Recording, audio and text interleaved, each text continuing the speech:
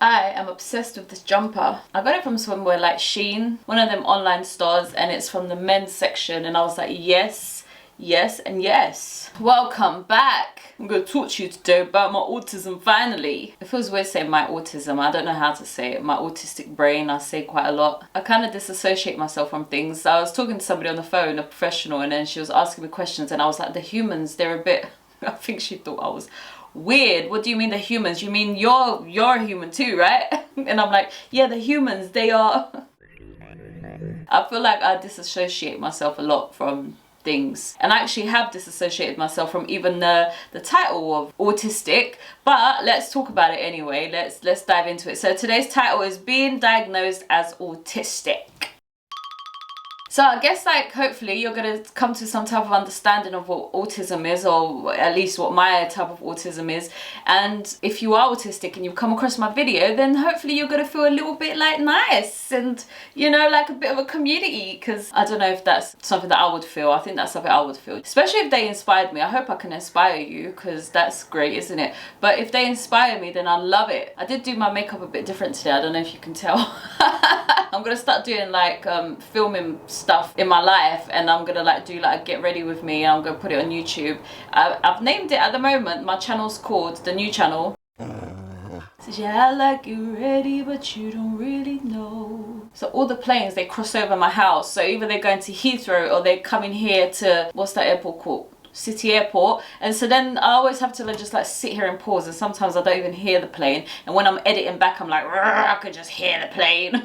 Oh yeah, my new channel. So then it's called at the moment Nayna's Inner Life of I don't know what. I heard it in my head and I was like, yeah, that's the name of my channel. I was gonna put the word vlogs in it, and I was like, let me not do that, because I'm just gonna do whatever. But my first video is gonna be a get ready with me while we talk about some things, and how we talk about like makeup and stuff, and how I've like managed to get my skin to not look flaky when I wear foundation, because that was a problem for a very long time in my life, and I've managed to just like not have that problem for a very long time. So I'm going to talk about that, and I'm also going to talk about men. Of course I'm going to talk about men while I'm getting ready to go to my cousin's hen do that I've been invited to. So I've been invited out, so I'm going to do a video, get ready with me, and then I'm going to post it on Nayna's Inner Life of. Right now that's what it's called. I can only change it twice every 2 weeks, and I've already changed it from what, I don't know what it was before that. Okay, story time. Well, actually, this is going to be a short story because I was diagnosed as autistic. My GP, well, I don't know what GP stands for in this country. Government personnel is government personnel. The personnel that are dealing with you, making sure that you're healthy and okay. I don't know what GP stands for, but yeah, they've diagnosed me as autistic, and that's just the story, because if I go into any more, then I'm just going to be going into the main discussion points. So let's just get on with this subject, right? Me being diagnosed as autistic. Right, you have to forgive me because I am going to be saying autistic quite a lot. I don't know why I do it.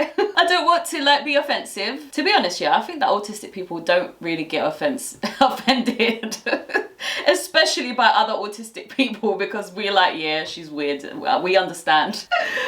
But I have seen a lot of autistic people get offended by people who are clearly not autistic saying that they are autistic because of like 1 or 2 things that they might experience in life, which, to be honest, I think that we should stop judging those people, and I try to like just not even look at them, because like I for a very long time thought that I was one of those people, because it's like, Nayna, you cannot be autistic because you've got this and that. And I made such an argument about why I wasn't autistic for such a long time, but then in the back of my head I'm like, yeah, but I bet you're autistic.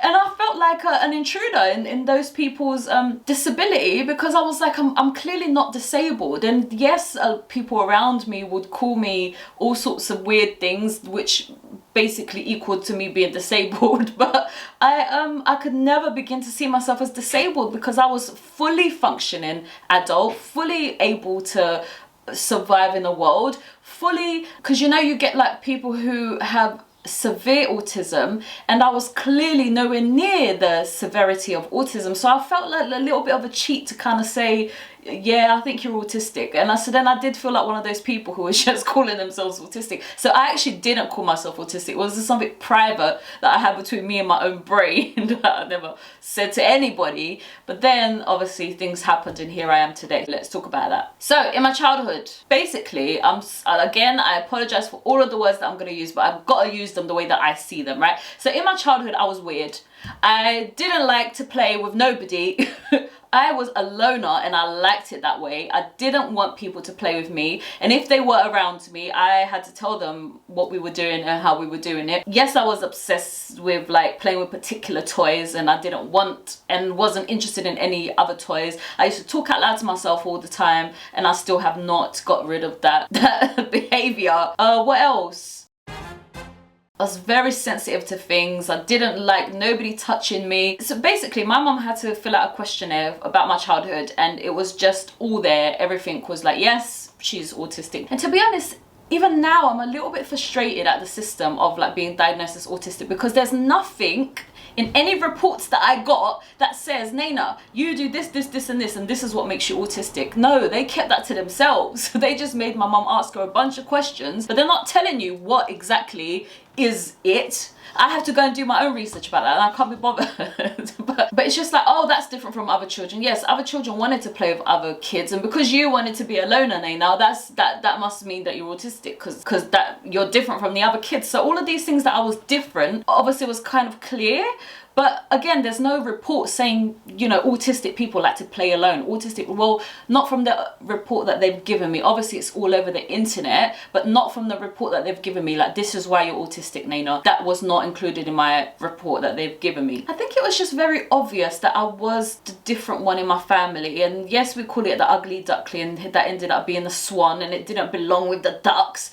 But I was the ugly duckling in my family because I did, you know, stick out like sticking out, like proper stuck out. And I was the one who was just asking 100 questions, or I was the one that wouldn't let things go. I was the one that was like over explaining things or just over passionate about things. And then, you know, me and my mum would be there like having this deep long conversation, you know, an adult and a child, and then my brother and sisters would just be like looking at us like we were weird. But eventually obviously they started to join in the conversations, but for a long time it was just me asking these really deep inappropriate questions to my mum, and she, because I think she's also autistic even though she has not been diagnosed as it, she would fully and happily answer all of my questions all the time, which obviously made me grow up a little bit faster than I think other kids, because she would literally openly tell me things that I would ask, like if I said to her, why are you crying? She'd be like, because your dad made me sad. Why did he make you sad? Because this and that. Why is he doing that? Because this and that.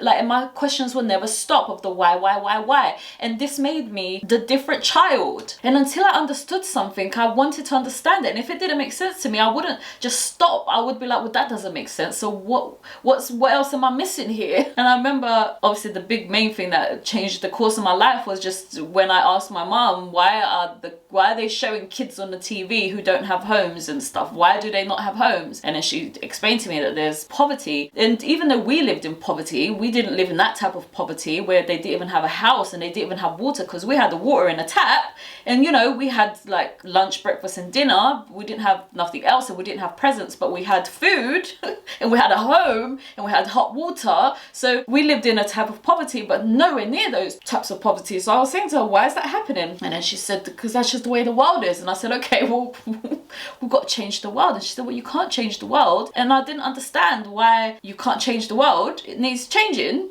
Why would you not change it? And to me, it didn't make sense. And so then I got really upset at her for saying that I couldn't, because it was quite simple, just change it. Like, what do you mean you can't change it? And so then I stopped out of the living room and I was thinking to myself, I'm going to prove everybody wrong. I'm going to change the world. And then that became my obsession. You know, autistic people apparently have these obsessive traits and stuff. And even though the doctor didn't accept that as my obsession, I know for a fact that that is my obsession. I became obsessed with it. From a very young age, I was obsessed with it. And it's all I think about day and night. Even in my sleep, I wake up to my brain kind of going, so humans, and how do you change it? How do you help it? Like, I became obsessed with changing the world. That's just the final thing. just because I didn't understand why there would be people suffering and why we wouldn't change that. So because we were foreigners and because we went through like a lot of pain and suffering and racism, and I've spoken about it before, I had learned how to mask very well, which is a thing that's known in autism, especially with autistic females. They mask very well, which is a tool that we use to pretend that we are normal. So I think I picked up, and why my autism was undetected is because I picked up from a very young age how to mask, because we were foreigners, we were being bullied by the white English people in the area. So I had to pretend that I was one of them. And so then I had to fit in as much as I could. So if something was making me uncomfortable, no, it's not. If something is like out of place, no, it isn't out of place. You know, I'll fix it. It's okay. It's okay. So I became this like little machine that made sure that everything was okay and that I am absolutely okay and that everything's okay. And it wasn't. Nothing was okay inside of my body, inside of my brain, but I had to pretend that it was, and I had to fit in, and I had to smile. And if I didn't understand you, I'd be like, no, you do understand them. It's okay. It's okay. You do. Carry on smiling. It just became this thing of like me trying to survive the environment that I was in all the time. And I thought that was normal. I thought it was because I was a foreigner, that I had been bullied by the native people of this country. So I was a foreigner. So I thought it was just something that had happened because of that. I didn't realize it was autism. I was just surviving. Yes, I belong here. Smile, Nayna. Yes, it's okay to be here. Breathe. I said, and I picked up a heavy masking habit around other people, and that was my survival tactic. And so then I quickly learned that I could also run away from them. As soon as my task was done, or my I'm needed here, okay, I'll do what I've done. As soon as it's finished, I'm out of here. Like I'm running as fast as I can. And this is where I think I built the habit of also being a loner, somebody who's always alone, because that was my only peace. I didn't need to mask and I didn't need to suffer, and I could just be myself. Was in my bedroom by myself alone. Oh no! Eventually, obviously, I added another human into that space, which sometimes it was boyfriends, but long term it was my son, and I didn't mask around my son. I didn't need to pretend, and he grew up with me, so he was so used to me and all of my behaviors that it just felt normal to him and normal to me to have him there. So my son became a part of like the furniture. That sounds bad, but he did. And the only time he gets my autistic traits come out is when he interrupts me when I'm doing something. That's the only time that I feel like he's not a furniture and he's an actual human, when he's trying to talk to me while I'm trying to do something. That's the only time we have a bit of a problem, of a friction. Anyways, didn't know I was autistic, had the biggest dream to change the world. I was also highly obsessed with like singing, highly obsessed with like the sound of music and the sound of my voice. I thought my voice was beautiful. Other people did not. I thought it was beautiful, and I was obsessed with the idea that the whole world should hear my voice and that it was just this beautiful sound. And so then I started mapping out my life of like, okay, so I'm gonna become famous and completely a star in singing, because why not? And then I was going to become like the biggest thing ever. Like I was going to become a billionaire, richer than all the billionaires in this world. That's what I was going to do. And then when I was in that position, I was going to go, right, time to change the world completely. Like everything needs to stop. And to me, it was so simple in my head, so easy. And because I also believed in God and the afterlife and stuff, I started to believe at a very young age that God had sent me to do this. And of course he sent me to do this because I was the perfect person. I don't know why I just said he. I hate that. It's such a pet peeve of mine when we call God a he. But God sent me to change the world, because why wouldn't God do that? Because I was the perfect candidate. I was completely obsessed with it, completely dedicated to it. I don't care about money. I don't care about fame. I only care about it because I want to change the world. And lucky for me, I have all the tools, because look, I could sing, I could dance, and that catches people's attention. So once I catch all their attention, I'll be like, right, time to do the task that I was sent here to do, which was to change the world very clearly and very easily. Let's do this. Unfortunately, my dreams were crushed and beaten down by the reality that life was not so simple. And then I started to get real confused that life was not that simple. So then when I realized that life wasn't that simple, I started to then obviously doubt the origins of my story. The origins of God, the origins of everything. And then I started to become very, very sad. So I was crying for like years, and then I was so tired of the crying that I started to want to die, and then I was so tired of wanting to die that I was just trying to figure out a way to make myself brave enough to end my life. And it's just been such a arduous, turbulent journey in that process. So because this space of depression and sadness became such a big thing in my life, I had to reach out for help, and they tried to help me in many different ways, but eventually it came to a point where they had to put me into therapy to talk to somebody on one-to-one, because they tried group therapy, they tried antidepressants and stuff like that, but it just didn't change anything. And yes, it helped, it gave me little tools, but it just didn't change the fact that I wanted to die. And at one point it just got really bad. So then I went to my GP, and then they made me see a therapist. And to get to a therapist, they had to ask me questions about what was going on, and then I started to explain to him all the things that were going on and what has been going on. And then he was like, you sound like you're autistic, because of the ways that I was like explaining to him that I just don't understand why it has to be this way. I don't understand it. I don't understand it. And I think that saying that I don't understand something, and then it becomes overwhelming and stressful when you don't understand something, I think that's one of the key, though they don't tell you this, it's one of the key I don't know what the word is, ingredients is of being autistic, where you just don't understand it and you start getting frustrated and you start becoming overwhelming, and then you just want to break everything because you don't understand something. I think that's one of the key, I want to say symptoms, but I don't know if that's a good word, of being autistic. So then he did a test, the 10 question test that all GP people do, and I got 3 out of 10, which is way too low. No, Nayna, you're not autistic. We left it at that. Still, I went into my therapy. I started my therapy, and I don't remember, because it was like 39 sessions that I had with her across 1 year. So then this was like a year ago, and I don't remember how or why autism came up. I don't remember, but it did come up. And then she was like, well, Nayna, I want you to take a bigger test. So the one that they did is very generic, very like silly questions, and she didn't agree that that's the type of questions you should ask somebody who's autistic. So she sent me away on a homework to do like 3 different tests, and these tests were like an hour long each. It was a massive test of like 150 questions per test. It was just very, very deep thing that I had to do. One of them was for masking, to see if I was a high masker. One of them was for autism, and the other one was for something else that was to do with autism. So I took these 3 tests, and as I was taking a test, I was giggling so much, because like I think that I'm clever. I could see why you're asking me these questions, and also because I'm clever, I can see that maybe a lot of humans don't answer these questions the way that I'm answering them. I could already tell. I could tell because I've been called weird all my life, so I know that I'm answering these questions in a way that I know that other humans don't answer them. So of course I'm going to score high in these tests, and I'm already laughing because I could tell that a lot of humans don't think this way. And you know, if they hear like a noise over there, they don't just drop everything to look at the noise. They just ignore the noise, or the noise is not even heard. My attention just goes to it, and I could hear it, and it just completely distracts me. And I could tell that humans don't do that. So of course that this is, again, they don't tell you this is what makes you autistic. This is me presuming based on what I've seen from myself and from other people. So then I'm laughing because I'm like, wait, isn't this normal though?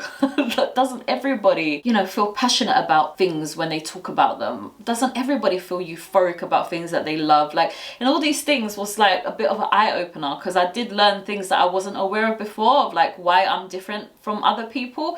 So anyway, so then these tests came back, and I sent her the results because I didn't know what the results meant, but I could tell that the numbers were high because I got so-and-so out of so-and-so, and I knew that these numbers were quite high, and I was like, oh gosh, this is quite high. And then my masking my masking test was super high, and they ask you questions like, you know, when you're around other people, do you feel extremely uncomfortable out of 10? Okay, I feel like 11 out of 10 uncomfortable. Okay, when you feel uncomfortable, what do you do about it? Do you smile? Do you frown? Do you walk away? And I'm like, I smile. And so then they capture your results by seeing if you're a highly masking person or not. And I was highly masking. I don't know how I just said that. Anyways, so then she was like, well, Nayna, these results tell me that you're autistic. And I was like, oh, she's like, but I can't diagnose you as autistic. So I'm going to send these results to the people who diagnose people as autistic, and then they're going to do you an assessment. But let me warn you, it's a very long waiting list.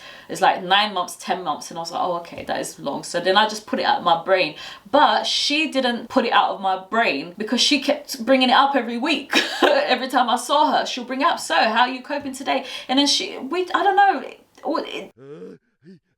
She likes to call it neurodivergent. She doesn't like to call it autistic. But neurodivergent was just a thing that came up a lot, and how I'm really, really different and how everything is overstimulating. But still I felt like a fraud, because though I am extremely uncomfortable around other people and I am all these things that you're telling me I can still very much cope with it. I can still very much accept it and cope with it, and it seems like some people can't. So then, and she always bring it back, well, Nayna, that's masking, and you don't need to mask. You can actually just say, oh, this is too much for me, and walk away. And I would be like, well, no, I can't do that because that's not allowed. And she'll be like, well, yes, it is allowed. And again, that's just masking, Nayna. So she introduced me to this like a new way of looking at myself, of like, I'm an extreme masker, and that I don't need to be. I could just be honest about how I'm feeling and just treat myself a bit better. Like, if this environment makes you extremely uncomfortable, just don't go there. This is all based on helping people, by the way, because if you ask me to go to a party, I'm not going to do it anyways. I'm not going to do it because I don't want to. There's no benefit for me being there. If I can't find one, then I'm not going to do things that I don't want to do. But if I know that it's beneficial that I do it, then I will force myself, even if I'm uncomfortable. And this is where you capture a high masker in action. Why does this bell have to like work? I had to bring my murderous dog because she is not calming down. Can you believe the lady that I had a massive argument with from next door? She wanted to talk to my mum about the garden, and now she's in my house in the garden. But of course, my high masking personality would just smile at her and say, hi, of course you can talk to my mum. Baby, you really need to be nicer to people. You don't need to be so angry. Why is baby so angry? So, being diagnosed. I was a little bit nervous because at this point I had already... Oops. Oi! How hilarious. She needed my help and I kindly helped her because her mobile was not allowing her to place the orders for the bags to be collected. And of course I'm the go-to person in this house for everything technical. So my mum called me to help and I sorted the problem as usual. It's funny how life works that way. 3-4 months ago we were at each other's throats, and then now I'm helping you with your phone and I'm like, okay, goodbye. But I love helping people though. It makes me feel good about myself.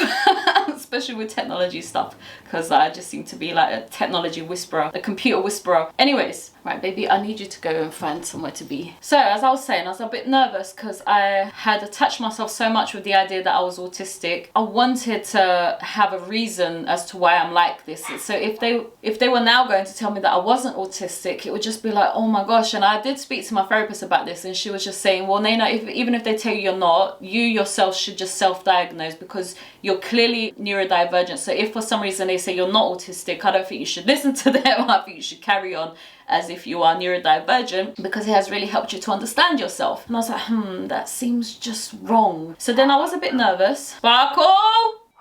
Oh. It was her again. What is going on? She was worried that her address wasn't in the inquiry, and I said that her account. Anyways, so it was a 2-part test that I had to do with them. One of them was a talking and answering test, and the other one was like this physical thing, and both of them was like an hour and a half worth of a test. And basically the lady, the first test, like she just asked me a bunch of the same questions that I had already answered in all of the testing, but she wanted to basically, I think she wanted to see how I spoke and how I answered these things. And again, as she was speaking, I was like extremely uncomfortable doing my, you know, my rocking and my thing and my hand switching and stuff, and I'm like, okay, if I'm not diagnosed as autistic, I don't know why I'm like this. Just like having to like rock and stem, and I've heard of all these things now already of like stemming and coping with being overstimulated and understimulated and having crashes and having burnouts and all of these things that I've already learned, and I'm like experiencing them daily all the time. So I was a little bit nervous, but again, I didn't want to be diagnosed wrongly, so I was completely honest in everything that I said. And then the second test was a bit more more enjoyable because you had to put puzzles together and you had to answer questions based on like storybooks and it was a bit confusing. The week after that, so I waited like 9 months to have the first test, and then the next week was the second test, and then the third week, so it was all back to back, week by week, and then the third week is when you got your actual results. And it was like over the internet, the third one, because the first two was face to face. So then the third one over the internet, she said to me like, can you make sure that somebody's with you? And because she said that, I was like, okay, obviously you're going to diagnose me as autistic, because if you were not, why would I need somebody to be with me? And she wanted somebody to be there to support me. I said, but I don't have anybody, but my son might be with me. She said, yeah. And then when I came on that meeting, my son wasn't with me. She said, where's your son? And I said, oh, he just got home from school. And she said, okay, well, we'll wait for him. And I was like, okay, you're going to diagnose me as autistic, because why are you making such a big deal about my son being with me? Especially if you're going to tell me, no, you're not autistic. Why would my son need to be there? So I knew what was coming. Anyways, I called my son. He came down. He still had his uniform on. And he sat with me and she was like, well, the results show that you are autistic. I'm like, you don't say. Obviously I didn't say that because I'm learned how to not be inappropriate sometimes, a lot of the times. And then it was just this like, oh, thank God type of thing. But then straight away I was like, yeah, but isn't this all a bit silly?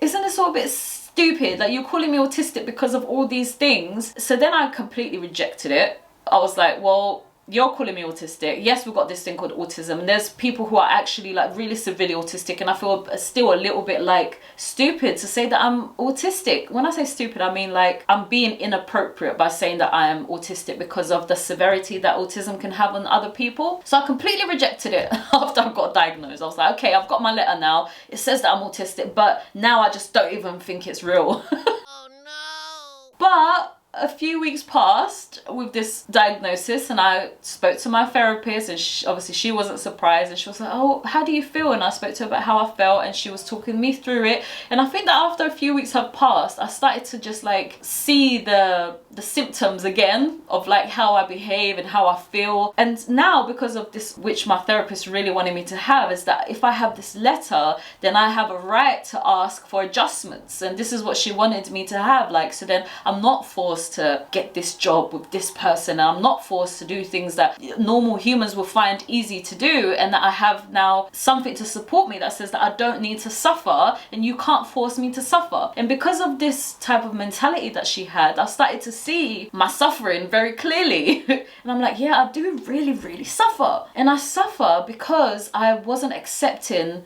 my suffering, and I was highly masking, forcing myself to face things like, for example, going outside, having conversations with people. And then also, like, if I'm having a meltdown, I just think that I'm a monster. And that's what I thought for a very long time. It's like, I don't understand why my computer going slow makes me want to pull my hair out, and then I start crying, and then I start breaking things, and I just thought like I was a monster that had anger issues. But now it's like, no, this is called a meltdown, and this is what happens with people with autism, because the brain is not accepting and it doesn't understand why these things are happening, and therefore then it behaves. Again, they don't tell you these things when they diagnose you of like, this is this and this is that. You have to go out of your way to learn what autism is and how to like prevent things, and why your brain is doing this, why your brain's doing that. They don't tell you that when they diagnose you with autism. And again, I haven't done my homework since either, because now I just know that it's a part of my autism. I don't know why it happens, I don't know how to stop them, but I am learning how to stop them through my therapist, because she's the Wikipedia, because she's saying to me, right, Nayna, so when you experience a meltdown, you're overwhelmed, and so then when you're overwhelmed, it's better for you to like step away from something. So then with her help, I kind of like started to give myself permission to like stop things, or just to at least understand them. Like, okay, I want to break something, I want to break it because it's my autism. Should I break it? I don't think I should break it. So, and having this dialogue with myself helps me to slow down the reaction that I'm having to things. So then, and then with this type of understanding of myself, then everything just feels a bit better. It feels like I'm understood. It doesn't feel like I'm weird. It doesn't feel like I'm, even though some people would label it weird still because you're not normal and you're autistic. For me, it's like, at least I belong to something that's understood.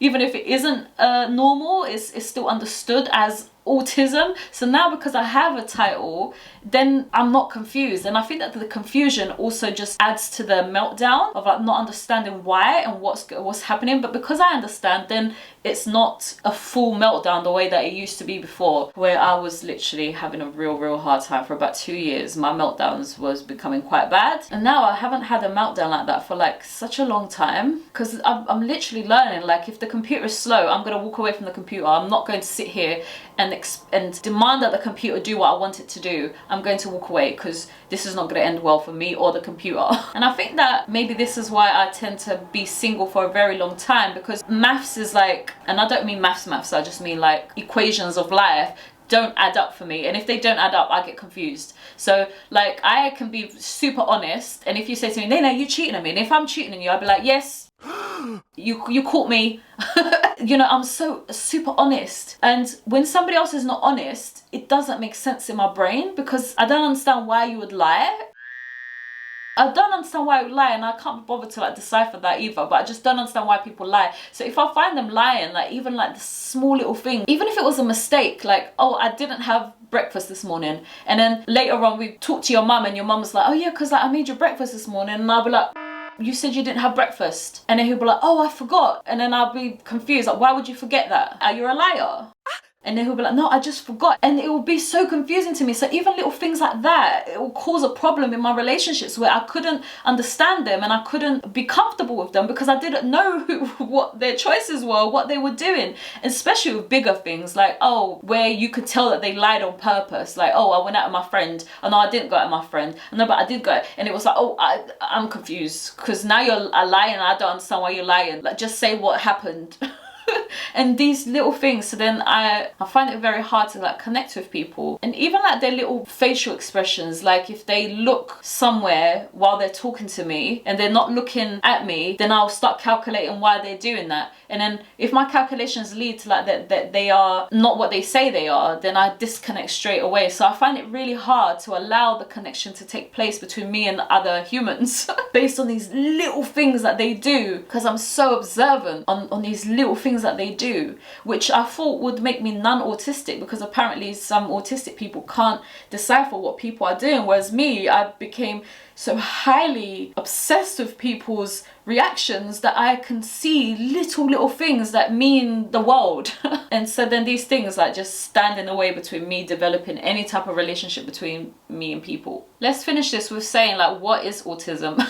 As my therapist put it, autism is a neurodivergence, which means that your brain is wired in different ways than other people. But I was trying to say to her that basically that this is what is called a disability, and she doesn't like that it's called a disability because she thinks it's just different. And me and my son had a debate about this because he doesn't want to agree with her, because she is basically saying, I think she's saying that we're not God, so we don't know what God intended. So if we're saying that something is not the way it's supposed to be, we can't say that because we were not the creators of life. So if, like, for example, we're saying, oh, you're supposed to be born with legs. No, you don't know that. You're just assuming that because most humans are born with legs, but you're not the creator. What if the creator said 1 in a billion people are going to be born this way, and the creator intended it to be that way, but we're calling it a disability, assuming that the creator didn't expect it to happen, when really that was the plan. This is how I want the humans to come out. Every 1 in a billion is going to come out this way. It's an intention, but we don't know what the intention was. So for us to say that this is right and this is wrong, she doesn't like that. And that's what we tend to assume with disabilities, that disabilities is wrong and the human that is not disabled is right, is correct, and this one is incorrect. So she wants me to stay away from that, but basically I'm wired different, and that's what autism is. So then my reactions are different, my feelings are different, my processing of information is different, how I take in the world is different, how I feel the world is different than the majority. But I don't know why that's happening in terms of why the creator created it like that way, and I can't be bothered to start naming all those things, because like I said, the report didn't even give me that. And the reason why they say they don't do that anymore, because I did ask her for that, and she said we don't do that anymore because autism is such a wide spectrum that one thing that could be affecting one person doesn't necessarily affect another. So I can't sit here and say autistic people see blue in a really sharp way, when really no, only 30% of autistic people see blue in that way. And so then I can't sit here and tell you exactly what autism is, but I could tell you that you are autistic. okay? Because I experience the world in a different way and I react to it and process it in a different way that falls in the way that autistic people tend to do. Even though there's like 100 different ones of them, I fall into that bracket. Right, let's conclude this long video, shall we? I was actually trying to look for a quote, and one of the quotes, which I didn't end up using, was like, no, we are not all geniuses and we are not all obsessed with trains, but yes, I am autistic. So I put here, are we normal or are we special? What is normal and what is special? But I think I've already touched on that anyway, about the normal and not normal thing, and we actually don't know what normal is. We just assume that's what's normal because humans come out that way mostly, but we can't say that that's normal. And are we special? And I don't like the thought of that, because then everybody who's not autistic, are they all gonna feel like left out? Like, excuse me, I'm special also and I'm not autistic. I don't know. Or maybe they'll be like, yeah, let them think that they're special, because like we'd rather not have been born the way that they are, so let them think that they're special. I don't know if that's what happens when people are like, yeah, you guys are special. But I'm gonna move on to the quote of the week, because it kind of has a more of a conclusion, so let's do that. Why fit in when you were born to stand out? And I really like that, because like I said at the beginning of this video, I've stood out like a sunflower in the middle of the grass. I stood out and people were like, ugh, that sunflower's weird, why is it there sticking out? And instead of like masking, pretending that I'm grass, pretending that, to be honest, I didn't pretend I was grass. I was just saying, no, it's okay that I'm here. I know I'm a sunflower, but it's okay, smile. I wasn't trying to pretend that I was grass, but I was also not accepting fully to feel comfortable in being a sunflower. No, I was by myself, just like not around other people. So I was born a sunflower in the middle of the grass, so I might as well just be that. And now as time has gone on and I've spoken to professionals and I've had time to really digest myself and who I am, then I could be comfortable and not be so uncomfortable in the understanding that I am sticking out and that my decisions and my brain is different compared to like many other humans. And what am I going to do about that? Nothing. And now I'm just glad that I'm aware and that I'm sitting well with it and I'm comfortable with it. Like, okay, that's fine. I do want to break things when I don't understand something. Okay, that doesn't make me a monster. That's just the way that I am. And no, I don't want to break everything, because that's not clever, and I don't want to have all broken things in my room. So I do have to figure out how to not break things. That's okay. And you know, some people find that cute, that type of behavior, even though I don't know if we should find it cute or not, but some people find it cute, like, oh, look at you wanting to break things. So then I can be loved by being this way. I don't need to be despised or called a monster. Some people actually love me for being this way, and then some people be proud of me, like, look at you controlling your urge to go break things, aren't you cute? So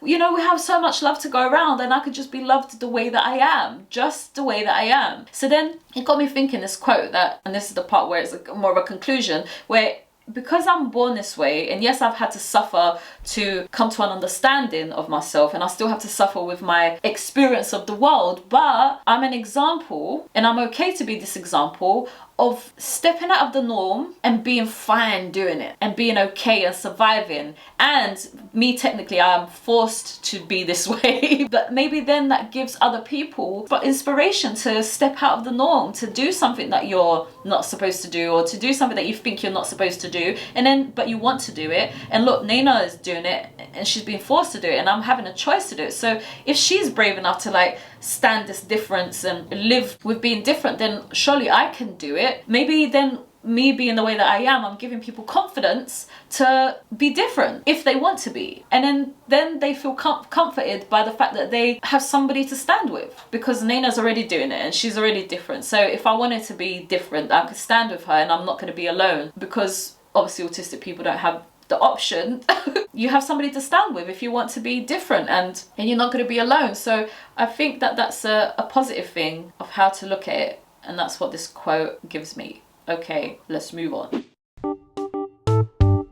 I feel like I've spoken in riddles throughout this video. I'm so sorry if I did that. I know I did it. But whatever we are, that's life, you know. I wish I was God, because I'd do things way different. And in a sense, I think that I am God, but we have been divided, and I think we're supposed to be working as a puzzle and we're not doing that, so I don't know what's happening. Wow, you know this video is long when you're reaching your 3rd video of the day. I've not done that for a very long time. So yeah, whatever life's intended, that's that then, isn't it? And I don't know what life intended, but I'm not in charge of it. So this is how you made me, this is how I'm going to be. And if I could think in a more clever way and I could see a more clever way, then I'm going to do that instead. But until I see another way, I'm going to carry on doing this, which is just be me. And to be honest, I don't know, if you offer an autistic person, would you prefer to be around a bunch of people and not feel anxious? And if I could change that in you, like, would you choose to change that in yourself? I just feel like a lot of autistic people will say, no, thank you.